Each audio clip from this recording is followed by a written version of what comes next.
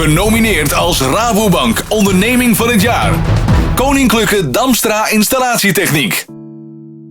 Mijn naam is Sterke Damstra, directeur-eigenaar van Koninklijke Damstra Installatietechniek uit Drieërsum. Ik run samen met mijn broer Simon, Rijn en Sitse een installatiebureau.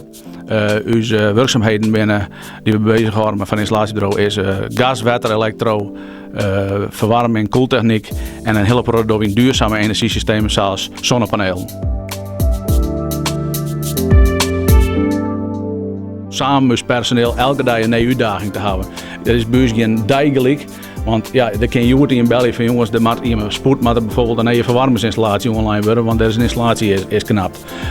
Er is een storing die moet opgelost worden, er moet schakelen worden. En dat is voor ons echt zo dynamisch en om daarom in te springen. We zijn gewoon flexibel en het zie je het zeggen van jongens, volgende week mam starten mijn grote put, kwam dat aan, dan zeggen we ja en wie baat erin.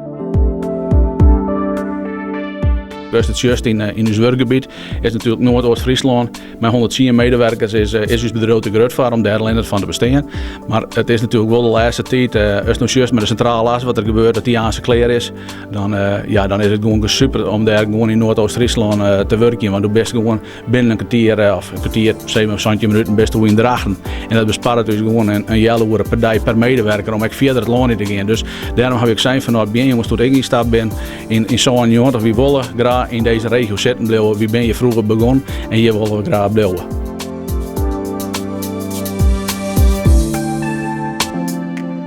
Nou, we zijn een installatiebureau die meer dan 104 jaar bestaat. We gaan koninklijke onderscheiding krijgen in 2010. En dat is heel bijzonder, want we zijn het eerste installatiebureau in heel Nederland die dat krijgen. Dus dat is echt heel bijzonder.